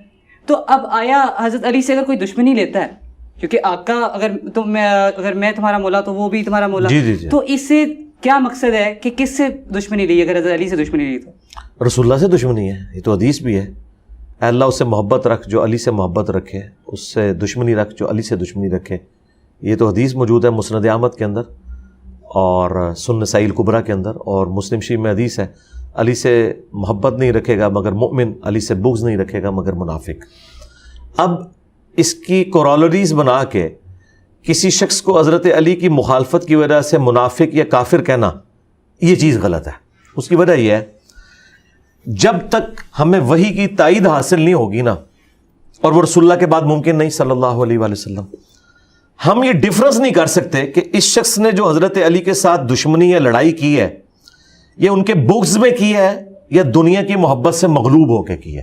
کیونکہ دو فیکٹر ہیں نا کہ بندہ دنیا کی محبت میں مغلوب ہو کے کوئی کام کرتا ہے. اب مجھے بتائیں, بڑے بڑے نیک لوگ دنیا کی لذت کی وجہ سے اگر گناہ کا کام کر بیٹھے, ہم یہ تو نہیں کہیں گے کہ وہ اللہ سے بغض رکھتے ہیں. ہاں, اللہ سے بغض نہیں تھا, شیطان کہتے چڑھ گئے, وقتی طور پہ شہوت کا شکار ہو گئے, یا دنیا کی محبت کی وجہ سے دنیا کی منفعت کی خاطر, دنیا کے مال کی خاطر ڈی ٹریک ہو گئے, انٹینشن پیچھے بری نہیں تھی. تو آج کی ڈیٹ میں چونکہ ہمیں وحی کی تائید حاصل نہیں ہے, لہٰذا جو لوگ بھی حضرت علی کے مخالفین ہیں, ایون خوارج بھی ہیں, انہیں بھی ہم منافق نہیں کہتے. اس کی وجہ ہے کہ دیکھیں حضرت علی کا سب سے بڑھ کر دفاع تو حضرت علی خود کر سکتے تھے نا. خوارج وہ ہیں جن کے بارے میں بخاری مسلم میں حدیث موجود ہے کہ وہ دین سے ایسے نکل جائیں گے جیسے تیر شکار سے, اور مولا علی خود ان احادیث کے راوی ہیں. مسند احمد میں حدیث ہے خوارج جہنم کے کتے ہیں, یعنی جہنم میں بھی پہنچے ہوئے ہیں. مولا علی نے کبھی انہیں جہنمی نہیں کہا. پھر بخاری مسلم کی حدیث ہے کہ جو کسی مسلمان کو کافر کہے کفر اس پہ لوٹ جائے گا. تو جو خوارج حضرت علی کو کافر کہہ رہے ہیں, جن کی محبت خود ایمان کا حصہ ہے, حضرت علی کو تو چاہیے تھا فوراً یہ حدیث فٹ کر کے انہیں کافر کہتے. لیکن حضرت علی سے جب پوچھا گیا, المصنف ابن ابی شیبہ میں صحیح سند سے ہے کہ بتائیں یہ خوارج جو ہیں کافر ہیں, انہوں نے کہا یہ کفر ہی سے تو بھاگے ہیں, انہوں نے یہ گمان کیا کہ میں کافر ہو گیا ہوں تو یہ مجھے چھوڑ گئے. اس کا مطلب ہے یہ کفر سے اتنی نفرت کرتے ہیں کہ جس چیز کو انہوں نے کفر سمجھا اس کی وجہ سے مجھے چھوڑ دیا. دیکھیں کتنا جگر ہے مولا علی کا, یعنی مخالفین کا بھی دفاع خود کر رہے ہیں کہ یہ مجھے چھوڑ کے کفر میں نہیں گئے, کفر کی وجہ سے مجھے چھوڑ گئے کہ انہوں نے گمان کیا کہ میں کافر ہوں, تو لہٰذا میں انہیں کافر نہیں کہوں گا. پوچھا گیا منافق ہے, وہ کہتے ہیں منافق تو نہیں ہے, کیونکہ قرآن میں ہے کہ منافق تو اللہ کا ذکر بڑا تھوڑا کرتے ہیں اور یہ تو اتنی لمبی لمبی نمازیں پڑھتے ہیں. پھر پوچھا گیا اگر کافر بھی نہیں منافق بھی نہیں تو کیا ہے, تو انہوں نے کہا کہ یہ ایک جماعت ہے جنہوں نے ہم سے بغاوت کی ہے, ہمارا ہی حصہ ہے, ہم سے بغاوت کی ہے. کیونکہ اگر کوئی کافر نہ ہو منافق نہ ہو تو تیسری کیٹیگری مسلمان کی ہے, چوتھی کیٹیگری اسلام میں کوئی نہیں ہے. سورہ بقرہ میں 3 گروہ آئے ہیں, کافر, منافق اور اہل ایمان. ہاں اہل ایمان میں کیٹیگریز ہو سکتی ہیں, ڈھیلے مسلمان, کمزور مسلمان, اس میں آپ کر سکتے, لیکن ہے مسلمان کیونکہ وہ اہل قبلہ بھی تھے, اہل کلمہ بھی تھے, اور وہ 12,000 کے قریب پہلے لوگ تھے. بعد میں کچھ طائب بھی ہو گئے, حضرت علی کے خود ساتھیوں میں سے تھے وہ. تو حضرت علی نے انہیں کافر نہیں کہا, منافق نہیں کہا. تو اب جنگ جمل اور صفین والے, ان میں تو بعض اصحاب بھی ہیں اور کچھ چھوٹے موٹے اصحاب نہیں ہیں. سیدہ عائشہ سلام اللہ علیہ, سیدنا طلحہ, زبیر, یہ یعنی بڑے اصحاب میں سے ہیں. یہ جسے وہ ہمارے عمران ریاض صاحب کی لینگویج میں ٹکر کے لوگ ہیں, یہ اس لیول کے ہیں. ٹھیک ہے, دوسری طرف چلے آپ کہہ سکتے ہیں کہ وہ طلقاء ہیں, بعد والے لوگ ہیں, لیکن یہ تو بڑے یعنی بڑے لیول کے مسلمان ہیں. مگر جب علی بھائی آپ کو پتہ ہے کہ حضرت علی کی کیا فضیلتیں ہیں, آپ کے سامنے نبی صلی اللہ علیہ وسلم کی اتنی ساری حدیثیں آئی ہیں, اس میں کون شخص جرأت کر سکتا ہے کہ اس شخص سے جنگ لے جس کے بارے میں نبی صلی اللہ علیہ وسلم اتنی فضیلتیں بتائی ہوں؟ جی جرأت کر سکتا ہے نا, کیونکہ شیطان جو ہے نا وہ ان سے زیادہ طاقتور ہے نا. کوئی صحابی یہ تو نہیں کہہ سکتا میں شیطان سے زیادہ طاقتور ہوں, کیونکہ شیطان تو صحابہ کو بھی وسوسے دلاتا ہے, وہ تو پیغمبر ہی محفوظ ہے نا. اور وہ بھی بخاری مسلم میں آئے جب نبی علیہ السلام نے فرمایا نا کہ ہر انسان کے ساتھ ایک شیطان اور ایک فرشتہ ہے, تو صحابہ نے جرأت کر کے پوچھا آپ کے ساتھ؟ فرمایا ہاں میرے ساتھ تھا, لیکن میرا شیطان اللہ نے مغلوب کر دیا, مجھے نیکی کا مشورہ دیتا ہے. تو نبی علیہ السلام کے ساتھ جو شیطان تھا وہ تو ہو گیا مسلمان, باقی جس کے ساتھ بھی شیطان لگا ہوا ہے وہ ظاہر ہے وہ اپنی شیطنت کرے گا, تو انسان نفس سے مغلوب تو ہوتا ہے. اب آپ نے یہ بات کی, میں تو اس سے بڑی مثال دیتا ہوں. مجھے بتائیں حضرت علی کے ساتھ غداری کرنا یہ بڑا جرم ہے, یا رسول اللہ کے ساتھ غداری کرنا بڑا جرم ہے؟ رسول اللہ صلی اللہ علیہ وسلم. تو ابن ابی بلتا نے کس کے ساتھ غداری کی ہے؟ رسول اللہ. اور بدری صحابی ہے, بدری صحابی, بخاری مسلم میں آیا ہے کہ بدری صحابہ میں سے ہے, اور اس نے نبی علیہ السلام کا راز لیک کر دیا کہ مشرکین عرب کو خط لکھ دیا کہ آپ کے اوپر رسول اللہ حملہ آور ہونے والے ہیں, اور یہ جو میں نے راز لیک کیا ہے نا اس کے بدلے میں تم میرے اہل و عیال اور میرے مال و دولت کا تم نے حفاظت کرنی ہے. اور وہ اللہ تعالیٰ نے وحی کے ذریعے نبی علیہ السلام کو بتایا. آپ نے حضرت علی اور چند ساتھیوں کو بھیجا, ایک مقام پہ اس عورت کو گرفتار کیا. آپ نے فرمایا وہ عورت ہے, اس کے پاس ہے. اب اس عورت کی جب تلاشی لی گئی تو خط نہیں نکل رہا تھا, تو حضرت علی نے کہا کہ جس شخص نے مجھے بھیجا ہے نہ وہ جھوٹا ہے اور نہ وہ جھوٹا ہے جس نے اسے خبر دی. یعنی مولا علی کا علم غیب کا عقیدہ بھی یہ تھا کہ حضور علم غیب نہیں جانتے, اللہ ان کو بتاتا ہے. ٹھیک ہے, میں ساتھ ساتھ کلیئر کر رہا ہوں. تو بابد شاہی کوئی نہیں نا, تو اگر تیرے کپڑے بھی اتروانے پڑے تو اترواؤں گا, بتا وہ خط کدھر ہے. تو اس نے پھر اپنے جوڑے سے خط کھولا. اب وہ خط حضور کی بارگاہ میں آیا. بخاری مسلم کے الفاظ ہیں کہ حضرت عمر نے کہا یا رسول اللہ اجازت دیں میں اس کا گلا کاٹ دوں. اب حضرت عمر کا ریاکشن بالکل جینون تھا, نبی کے ساتھ غداری کی. آپ نے فرمایا کہ عمر چھوڑ دو, اللہ تعالیٰ نے اصحاب بدر کی اگلی پچھلی غلطیاں معاف کر دی ہیں, اور یہ سب کچھ دنیا کی محبت کے غلبے کی وجہ سے ہوا. کیونکہ سورہ ممتحنہ میں پھر وہ آیات نازل ہوئی کہ تم لوگوں نے اللہ رسول کے دشمنوں کو اپنا دوست بنا لیا ہے, تمہارا ایمان کامل نہیں ہو سکتا جب تک کہ تم اپنی ٹاپ پرائرٹی اللہ رسول کو نہیں بنا لیتے اور دشمنوں سے اعلان برات نہیں کرتے. یہ ابن ابی بلتہ کے بارے میں آیات سورہ ممتحنہ کی نازل ہوئی, اور اس سے ایک اور مسئلہ نکلا جو امت کے لیے امام بخاری نے ایک ایسا مسئلہ اس سے اخذ کیا کہ جس کی وجہ سے میں سمجھتا ہوں کہ سنی شیعہ جو یہ قتل و غارت ہے ختم ہو سکتا ہے. امام بخاری نے اس حدیث کو چیپٹر کی ہیڈنگ میں لکھ کے نا اس سے رزلٹ نکالا کہ اگر کوئی شخص اپنے علم کی بنیاد پہ کسی مومن کو کافر کہہ لے تو وہ کافر نہیں ہوگا. حضرت عمر نے ایک بدری صحابی کو کافر کہا اور کفر نہیں لوٹا, تو آج اگر حضرت ابوبکر عمر کو کوئی کافر کہہ لے تو کفر کیسے لوٹ جائے گا؟ اگر حضرت عمر ایک بدری کو کافر کہے تو ان پہ کفر نہیں لوٹتا. کیوں؟ انہوں نے رزلٹ یہ نکالا کہ اس نے نبی کے ساتھ غداری کی ہے تو یہ کافر ہے, اور پھر حضرت عمر سے حضور نے توبہ بھی نہیں کروائی. آج بھی اگر کسی تک کوئی غلط انفارمیشن پہنچی اور اس نے یہ گمان کیا کہ فاطمہ کے قاتل نعوذ باللہ حضرت عمر ہے اور اس کی وجہ سے حضرت عمر کو وہ کافر کہتا ہے, تو ہم اس کی اصلاح کی کوشش کریں گے, اسے کافر نہیں کہیں گے کیونکہ اس تک انفارمیشن ہی غلط پہنچی. تو امام بخاری نے یہ لکھا ہے کہ اگر کوئی کسی صحابی کو کافر کہہ لے اس پہ کفر نہیں لوٹے گا اپنی غلط فہمی کی وجہ سے. یہ رزلٹ امام بخاری نے نکالا ہے, میں نے بیان کیا, یہ سارے میرے پیچھے پڑ گئے. تو اچھا ہو گیا, اس کے بعد آپ کو پتا چل گیا انہوں نے بخاری بھی کوئی نہیں پڑھی ہوئی, نہ وہابیوں نے پڑھی ہوئی ہے نہ سنیوں نے پڑھی ہوئی ہے. بخاری بھی میں ان کو آگے پڑھا رہا ہوں. تو آپ ان معاملات کو سمجھیں. میرے نزدیک یہ جتنی جنگیں ہیں شیطان کے ورگلانے کی وجہ سے ہوئی ہیں, اگرچہ ان کو مقام حضرت علی کا پتہ تھا, ایسا نہیں ہے. ایون حضرت امیر معاویہ رضی اللہ تعالیٰ عنہ جب گورنر شام تھے, ابو داؤد ترمذی میں روایت موجود ہے, اور باقی اس علاقے کے اوپر حضرت علی تھے, تو اس وقت بھی جب دینی مسئلے کے لیے حضرت معاویہ نے باقاعدہ حضرت علی کو خط لکھا کہ مجھے اس مسئلے میں آپ گائیڈ کریں, تو حضرت علی نے اس کا جواب بھی دیا ان کو. اس کا مطلب ہے وہ حضرت علی کا علمی مرتبہ بھی اپنے پہ مانتے تھے, اور حضرت علی بھی انہیں مسلمانوں کی طرح ٹریٹ کرتے تھے. یعنی غالی رافضیوں کی طرح یہ نہیں ہے کہ وہ حضرت معاویہ کو منافق سمجھتے تھے. اس لیے آپ دیکھیں کراچی سے جب مفتی فضل ہمدرد صاحب آئے تھے بریلویوں کے, جو آلموسٹ اب رافضیت کی طرف مائل ہو گئے ہیں, تو اس وقت بھی خیر وہ تھے, تو میں نے ان کے ساتھ جو ایک detail question answer session record کیا ہے, تو آپ دیکھیں کہ میں نے کوئی لمٹ کراس نہیں کی ہے. جو جتنی بات ہے میں نے وہ کی ہے کہ بس یہ اتنی بات ہے, اس کے بعد کوئی اگر بات کرتا ہے وہ غلو پر مبنی ہے. اسی لیے میں اوورآل جو اہل سنت کا منہج ہے اسے یعنی حق پہ مانتا ہوں. شیعہ کو بھی مسلمان سمجھتا ہوں, لیکن اہل سنت کا منہج حق پہ ہے کہ حضرت علی کی شان پہ انہوں نے کمپرومائز کوئی نہیں کیا, اور حضرت علی کی محبت میں مخالفین جو صحابہ کرام تھے, اصحاب جمل وہ تو اعلیٰ درجے کے مسلمان ہیں, یا اصحاب صفین بھی ہوں, ان کی تکفیر نہیں کی, بلکہ یہ کہا کہ انہیں غلطی لگی ہے اور اللہ تعالیٰ ان کی غلطیوں سے درگزر کرے, ہم حضرت علی کے ساتھی ہیں. یعنی انہوں نے وہ ایک ریڈ لائن کو کبھی کراس نہیں کیا, باوجود اس کے کہ حضرت علی کو وہ حق پہ مانتے تھے. انہوں نے مخالف جو پارٹی تھی ان کا احترام نہیں کام ہونے دیا. اور میں سمجھتا ہوں کہ مولا علی کا سب سے بڑا اگر کوئی شیعہ ہے نا پلانٹ ارتھ پہ تو عمار ابن یاسر ہے. اور بخاری میں ان کا خطبہ ہے کوفے کے ممبر پہ کہ لوگوں اللہ نے تمہیں آزمایا, ایک طرف دنیا اور آخرت میں تمہارے نبی کی بیوی ہیں عائشہ, آخرت میں بھی کہہ دیا بیوی ہیں. تو مطلب یہ ہے کہ حضرت عائشہ کو عمار ابن یاسر جنتی سمجھتے تھے, نہ صرف جنتی بلکہ جنت میں حضور کی بیوی. اس سے بڑا تو کوئی مرتبہ نہیں ہو سکتا. لیکن کہا کہ اللہ نے تمہیں آزمایا کہ تم اللہ کی اطاعت کرتے ہو یا عائشہ کی. یعنی اس وقت امیر المومنین کی اطاعت اللہ کی اطاعت ہے, کیونکہ وہ اولی الامر منکم ہے. وہ حضرت علی کو حق پہ ماننے کے باوجود حضرت عائشہ کا مرتبہ وہ کم نہیں کر رہے. اور دوسرا جو خطرناک رزلٹ اس میں سے نکل رہا ہے کہ عمار ابن یاسر حضرت عائشہ کی جنگ کو اللہ کے خلاف جنگ مان رہے ہیں. کیونکہ وہ کہہ رہے ہیں کہ اللہ تمہیں آزما رہا ہے کہ تم اللہ کی اطاعت کرتے ہو یا عائشہ کی.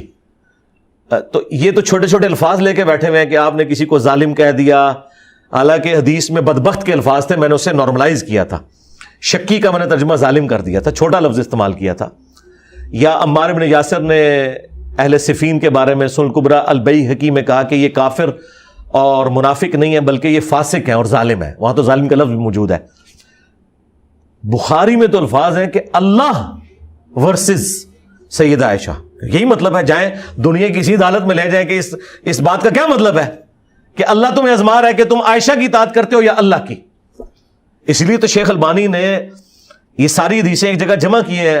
وہ جو حدیث حوب جو کتے بھونکنے والی حدیث تھی، اس کے تحت انہوں نے باقاعدہ لکھا ہے. انہوں نے کہا کہ یہ بات بالکل غلط ہے کہ اگر ہم کہیں کہ دونوں پارٹیاں درست تھیں.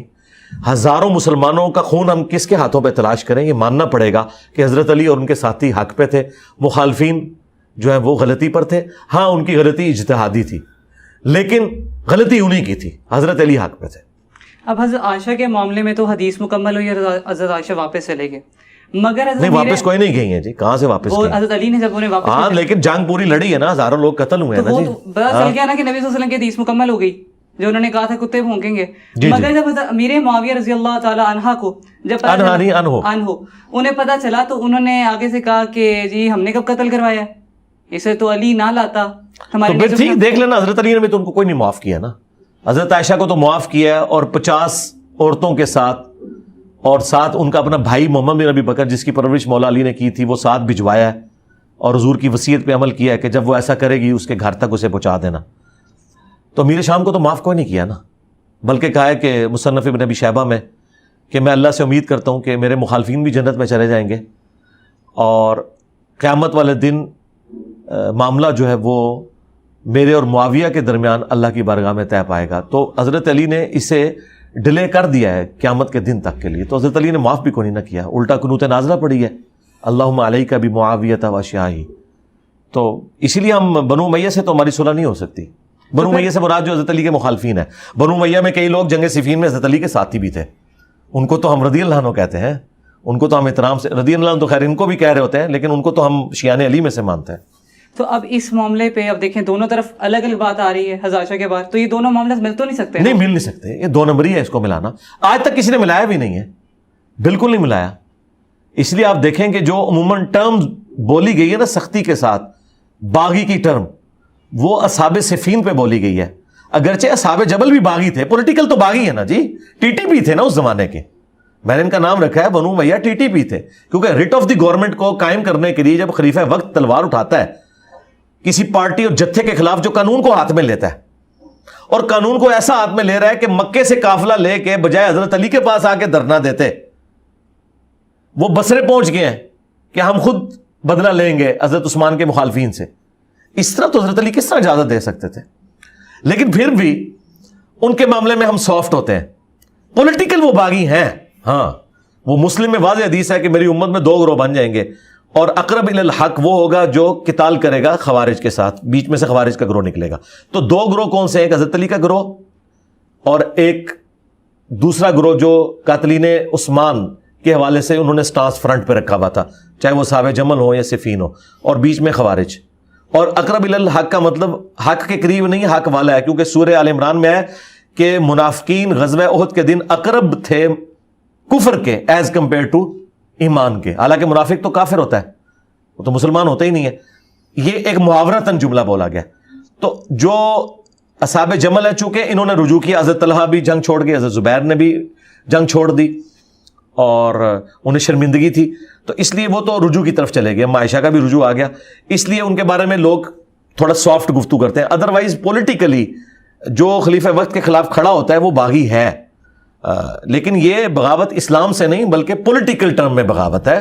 یہ کوئی کفر والا مسئلہ نہیں ہے. وہ قرآن میں ہے 2 مسلمانوں کے گروہ اگر لڑ پڑیں اور اگر ایک گروہ باغی ہوتا ہے اس کو تلوار کے ذریعے آمادہ کرو. اللہ نے قرآن میں ایسے گروہ کو مسلمان کہا ہے، تو مسلمان بھی مسلمان سے لڑ سکتا ہے. وہ پولیٹیکل ٹرم میں اس کے لیے بغاوت کا لفظ قرآن، یہ کہتے ہیں باغی لکھا ہے، قرآن میں لکھا ہوا ہے. حضرت علی نے سورہ حجرات کی آیت نمبر 9 کے تحت جو جنگ جمل لڑی ہے وہ قرآن میں لکھا ہوا تھا کہ اگر گروہ باغی ہو جائے تو آپ نے اس سے قتال کرنا ہے، تو آپ نے قتال کیا ہے. تو یہ جو قتال ہے یہ پولیٹیکل ٹرم میں باغی ہے، لیکن جو اصحاب صفین ہیں ان لوگوں نے چونکہ توبہ نہیں کی ہے، لہٰذا ہم جو صحابیت والا احترام ہے وہ اپنی جگہ کرتے ہیں، لیکن ظاہر ہے ان کا سٹیٹس جو ہے وہ اصحاب جمل والا تو نہیں ہو سکتا۔ اچھا، جب آپ ماموں پارٹی کہتے ہیں اہل حدیثوں کو، دوسرے فرقوں کو، تو ان کی ایک دم پہ پاؤں آ جاتا ہے اور وہ چیختے ہیں اس بات پہ، تو کیا وہ آپ کے ماموں نہیں؟ میرے ماموں بھی ہیں، لیکن مسئلہ یہ ہے کہ میرے ماموں تو 30 سے زیادہ ہیں۔ عبداللہ بن عمر کیا ماموں نہیں ہیں جنہیں بنو امیہ نے قتل کیا؟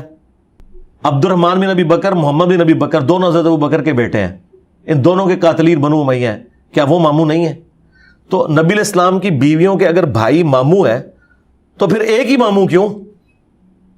آج تک میں نے تو نہیں سنا کہ امت کے ماموں محمد بن ابی بکر، اس لیے کہ وہ حضرت علی کے ساتھی تھے جنگ جمل میں، اور حضرت عائشہ اپنی بہن کو سمجھاتے تھے کہ تو یہ کام نہ کر، اس لیے تو اب ماموں بھی تو انہوں نے پکڑ، تو یہ ماموں اگر وہ والا ماموں ہوتا تو 30 ماموں کو مانتے ہیں، یہ ایک ماموں کو مانتے ہیں، وہ ان کا ماموں ہے، ٹھیک ہے؟ ہم جنرل سارے ماموں کو مانتے ہیں۔ اور پھر اس سے اگلی بات، حضرت علی کو کیوں نہیں کہتے ہیں امت کا چچا؟ کیا نبی علیہ السلام کے چچا زاد بھائی نہیں ہیں حضرت علی؟ انہیں کیوں نہیں کہتے ہیں امت کے چچا؟ کبھی سنا ہے آپ نے امت کا چچا؟ یہ امت کا ماموں انہوں نے اس لیے بنایا تاکہ امت کو ماموں بنائے کہ انہیں جب پتا چلا کہ فضیلتی اور کوئی نہیں ہے، چلو حضور کے ساتھ دوستی جوڑ دو۔ اور یہ دوستی ایسے جوڑی کہ جب یہ رشتہ قائم ہوا تھا ام حبیبہ کا، اس وقت تو یہ ماموں اور امت کے نانا وہ تو کافر تھے، اور وہ اس اپنی بہن سے یا اپنے بیٹی سے ان کے والد لڑتے تھے کہ تم حضور کی غلام کیوں بن گئی ہو؟ تو اس رشتے کی بعد میں انہوں نے عزت ویل کرنی شروع کر دی ہے جس رشتے کی وجہ سے مخالف تھے اس بہن کے۔ تو میرا خیال ہے کتنا مذہب کا خیز یہ میم ہی کو بن سکتی ہے اس کے اوپر، کہ اندازہ کرو کہ جس عورت کی وجہ سے آج آپ عزت ویل کر رہے ہو، اس عورت کے ساتھ تو آپ نے دشمنی کی تھی جب وہ حضور کی بیوی بنی اور حضور پر ایمان لے کے آئی، ٹھیک ہے؟ اور یہ اتنی سینئر خاتون ہے ام حبیبہ سلام اللہ علیہا، یہ تو ہجرت حبشہ کی ہیں، اور جب ہم ماموں کی بات کرتے ہیں فوراً ام حبیبہ کو لے آتے ہیں بیچ میں۔ اللہ کے بندو، اللہ سے ڈر جاؤ، ام حبیبہ کا کیا لینا دینا ابو سفیان اور حضرت معاویہ کے ساتھ رضی اللہ عنہما وعلیہم السلام؟ بھئی یہ لوگ تو ام حبیبہ کے مخالف تھے جب انہوں نے اسلام قبول کیا، بعد میں اسلام قبول کر کے آپ نے رشتہ داریاں، یہ تو تب ہوتا کہ جب انہوں نے بڑی محبت اور پیار کے ساتھ حضور کو رشتہ یہ دیا ہوا ہوتا، تو دشمن تھے۔ آپ نے وہ سنا نہیں ہے جب صلح حدیبیہ کے بعد ایک دفعہ جب حضرت ابو سفیان آئے تھے حضور علیہ السلام سے ملاقات کرنے، تو ام حبیبہ نے وہ بستر سمیٹ لیا تھا اور کہا تھا آپ ادھر نہیں بیٹھ سکتے، یہ رسول اللہ کا بستر ہے، اپنے باپ کو نہیں بیٹھنے دیا۔ ان کا آپس میں تو یہ ریلیشن شپ تھا، بعد میں آپ نے پکڑ کے انہی رشتوں کے اوپر عزتیں ویل کرنی شروع کر دی ہیں۔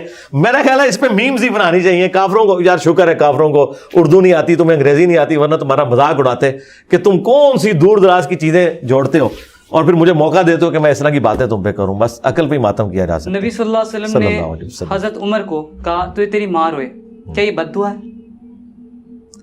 محاورتاً ہے، یہ بد دعا نہیں ہے۔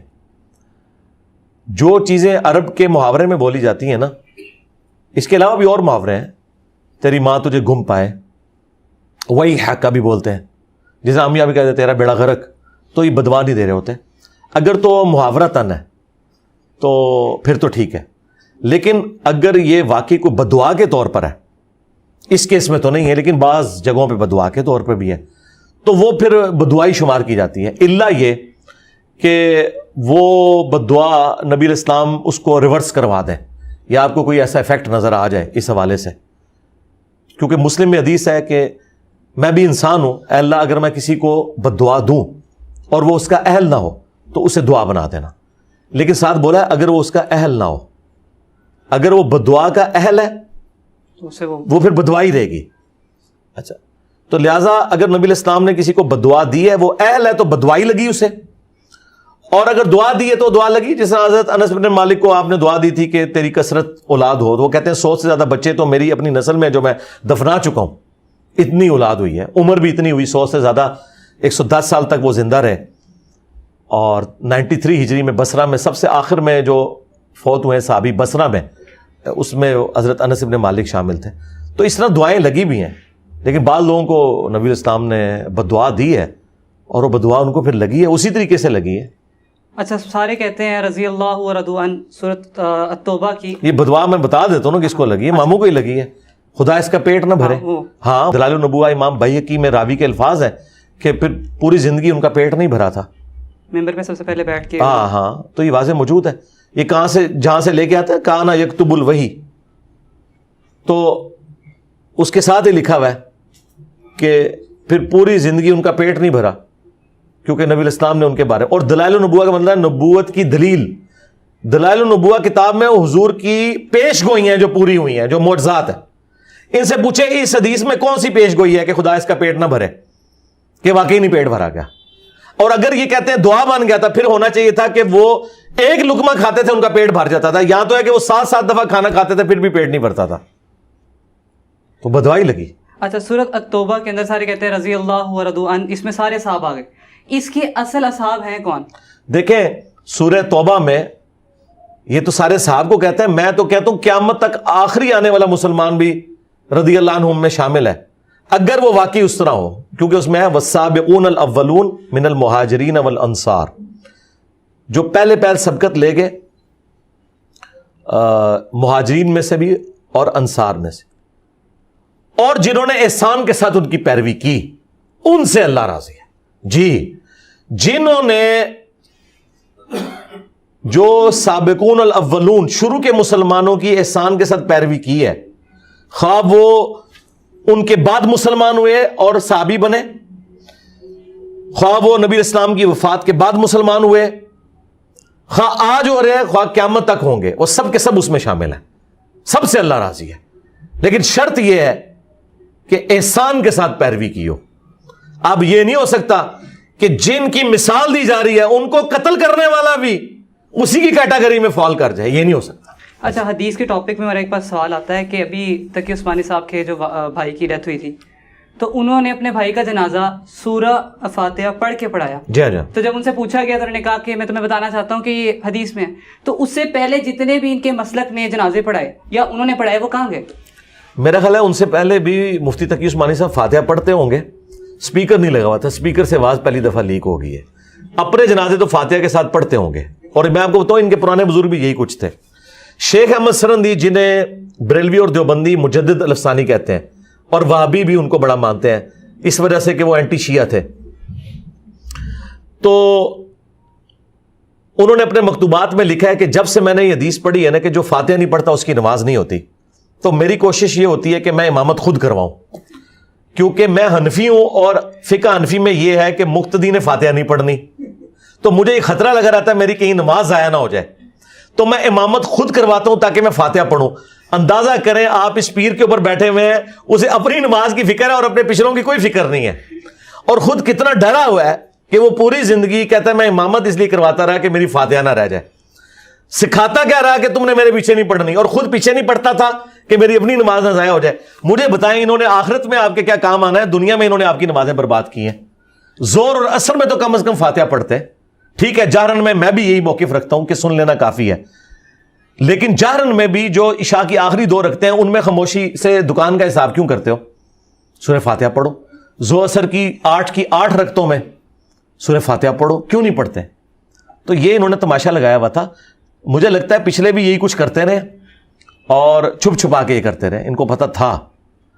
اب آپ دیکھیں خود شیخ احمد سرندی کہتے ہیں میں نفلی عبادت میں رفع الیدین بھی کر لیتا ہوں, ٹھیک ہے, اندازہ کرو یار, سارے اندر ڈر پیا ہوا ہے کہ کدھر کو مطلب قیامت دین پوچھ رہے تھے کہاں کہ چلو یار سنتے ہی میری قبول ہو جاوڑ رفع دین لیاں, خود یہ ڈرتے رہے ہیں, لیکن انہوں نے اپنا بھرم بھی قائم رکھا ہے, لوگوں کو صحیح بات بتائی نہیں ہے, کیونکہ اس سسٹم سے وہ خرابی جو اتنے بڑے لیول کی ہو چکی تھی اس سے اگر ٹکراتے نا تو ان کے اپنے چندے سارے بند ہو جاتے ہیں.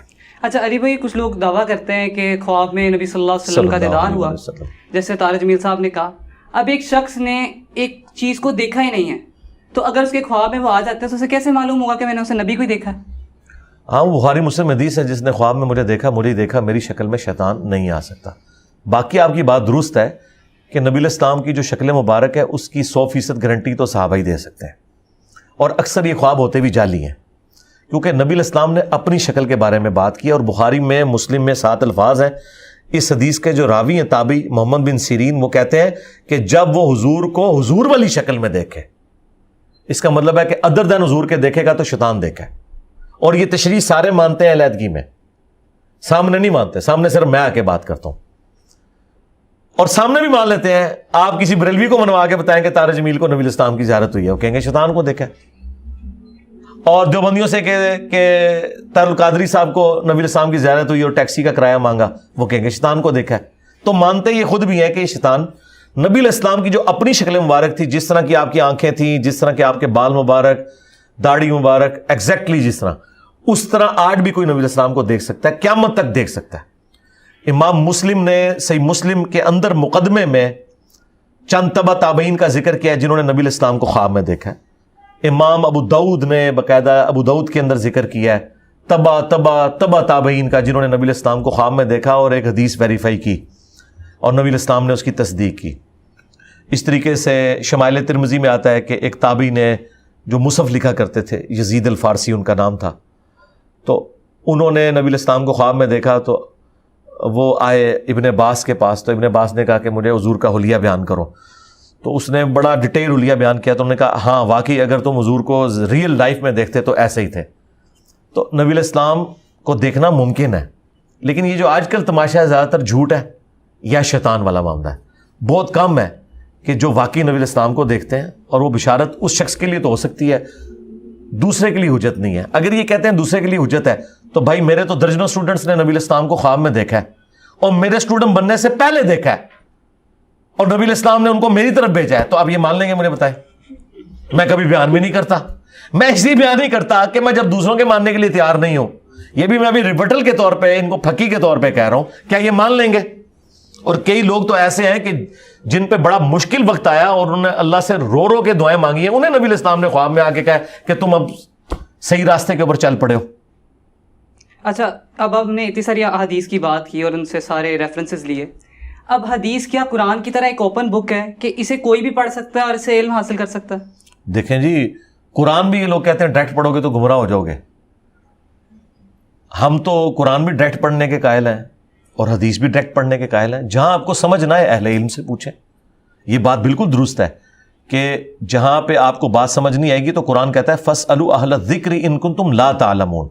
دیکھیں یہ مولویوں کے حق میں آیت پیش کرتے ہیں اور کتنی دو نمبری کرتے ہیں۔ اس میں الفاظ ہیں فَاسْأَلُوا أَهْلَ الذِّكْرِ إِن كُنتُمْ لَا تَعْلَمُونَ، اہل علم سے پوچھو اگر تم نہیں جانتے۔ اس کا کیا مطلب ہے کہ اگر جانتے ہو پھر پوچھنے کی ضرورت نہیں ہے، جب نہ پتا چلے۔ اب مجھے ایاک نعبد و ایاک نستعین کا پتا چل گیا کہ میں نے اللہ ہی کو پکارنا ہے، اب میں جا کے کسی اہل علم کو پوچھوں کہ مجھے بتاؤ اس میں سے میں نے مرے ہوئے کو کیسے پکارنا ہے، تو اس کا تو مطلب ہے کہ میں قرآن ماننے کے لیے تیار ہی نہیں ہوں۔ اگر تمہیں نہیں پتا تو اہل علم سے پوچھنا ہے، اور یہ حقیقت ہے کہ اہل علم دنیا میں ہمیشہ تھوڑے لوگ ہیں، اور وہی ہیں جو عقدے حل کرتے ہیں۔ قرآن میں سورہ توبہ کے اینڈ پہ آیا کہ یہ نہیں ہو سکتا کہ پورے کے پورے قبیلے ہی علم حاصل کرنے کے لیے نکل پڑے، تو چاہیے کہ مسلمانوں میں سے چند لوگ نکلیں اور وہ علم حاصل کر کے اپنی قوم میں واپس آ کے انہیں سکھائیں۔ یہ سورہ توبہ کی آخری آیات ہے۔ ہم کب کہتے ہیں علماء سے نہ پوچھیں؟ ہم کہتے ہیں پوچھو علماء نو کتنے لکھے ہے۔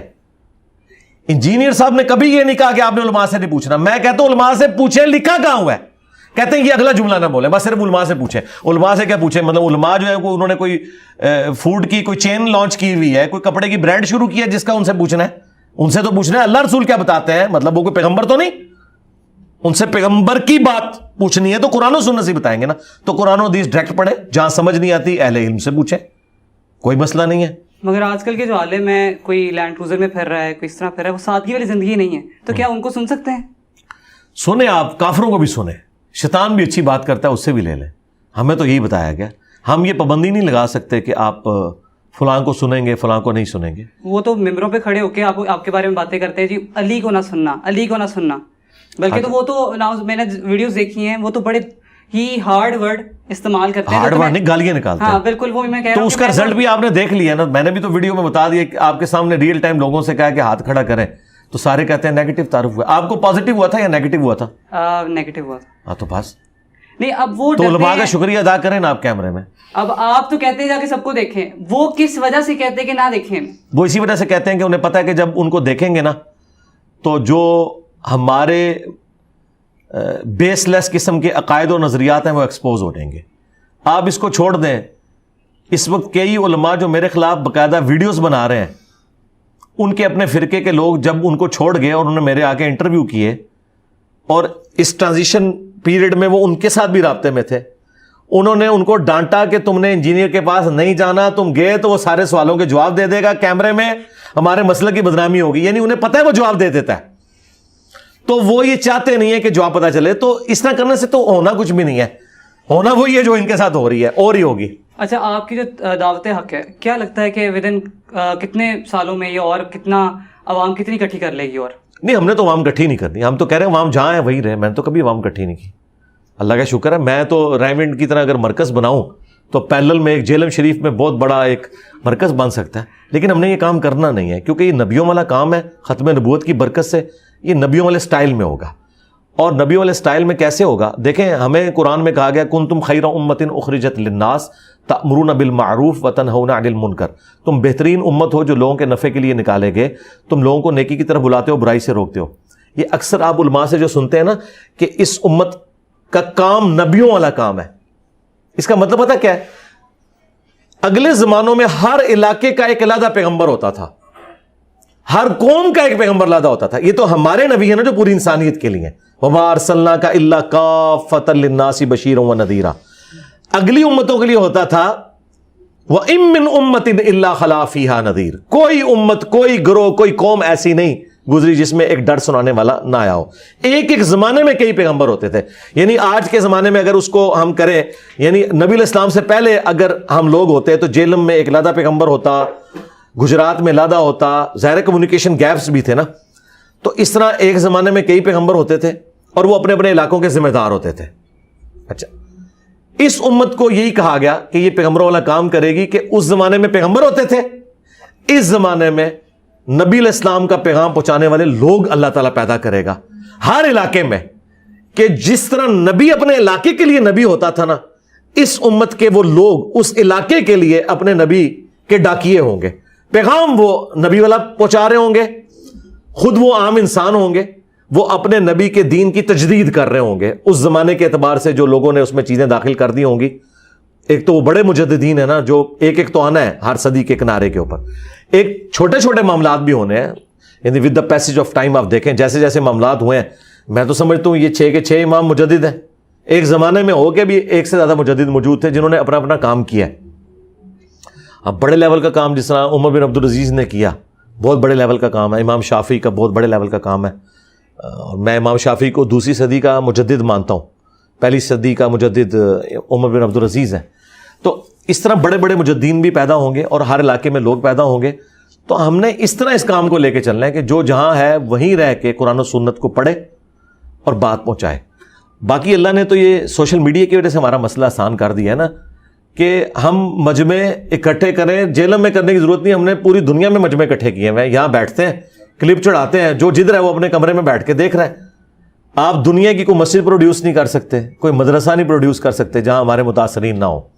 یہ میں نے دعویٰ کیا تھا کہ دنیا کا کوئی ایک عالم مجھے قرآن پہ حلف دے دے صحیح کہ میرے رشتہ داروں میں اور میرے جاننے والوں میں کوئی ایک بندہ بھی نہیں ہے جو انجینئر کو سنتا ہو.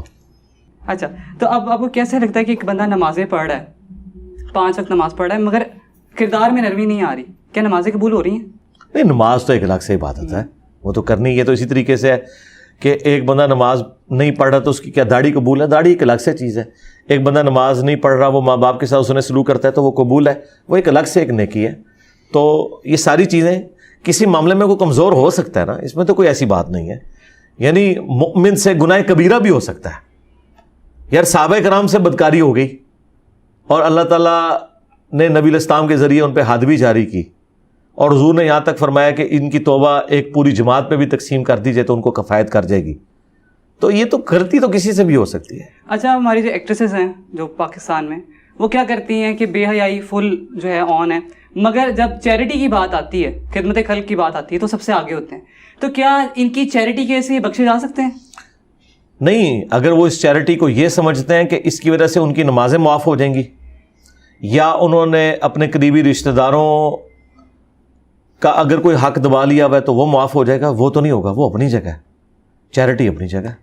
اچھا، اب ہمارے اسلام میں حقوق العباد کو جو ہے وہ زیادہ فوقیت دی جاتی ہے ہاں جی، حقوق اللہ کی نظر میں، تو ہمیں چاہیے نہیں کہ ہم حقوق العباد پہ زیادہ کام کریں؟ حقوق اللہ پہ بھی کوئی کام نہیں ہو رہا، حقوق العباد پہ بھی کوئی کام نہیں ہو رہا، دونوں پہ ہی کام کرنے کی ضرورت ہے۔ میرے نزدیک تو حقوق العباد بھی حقوق اللہ ہی ہے نا۔ دیکھیں، ماں باپ کے ساتھ جو حسن سلوک کا حکم ہے ہمیں اللہ نے نہیں دیا نا، بچوں کی اچھی تربیت کرنے کا حکم ہمیں اللہ ہی نے دیا نا، بیوی کے ساتھ حسن سلوک کرنے کا حکم اللہ ہی نے دیا نا، تو یہ حقوق العباد بھی کرالری ہیں حقوق اللہ کی۔ اچھا علی بھائی، آخری سوال میں کروں گا کہ حقوق العباد میں بھی یہ معاملہ آتا ہے کہ ایک شخص نے پوری زندگی حقوق العباد کا خیال رکھا، حقوق اللہ نہیں نبھائے، مگر ایک شخص نے حقوق اللہ نبھائے، سارے حقوق العباد نہیں نبھائے، اب اس کا کیا بنے گا؟ دونوں جہنمی ہیں جی، انشاءاللہ دونوں جہنمی ہیں۔ ظاہر ہے اس کی وجہ یہ ہے کہ کبھی کوئی پرندہ ایک پر سے اڑے، یہ ہو نہیں سکتا۔ اسی طریقے سے علم اور عمل، یہ دونوں چیزیں ہیں۔ آپ کہیں کہ ایک بندہ صرف عالم ہے، ایک صرف عمل کرنے والا ہے، بھلے وہ اپنی مرضی سے کوئی عمل کرتا رہے، جب تک علم نہیں ہوگا اس کا عمل قبول نہیں، اور عالم جب تک عمل نہیں کرے گا اس کے علم کا کوئی فائدہ نہیں۔ تو ہر چیز اللہ نے جوڑوں کی شکل میں پیدا کی ہے۔ اچھا، وظائف سے کچھ فائدے ہوتے ہیں؟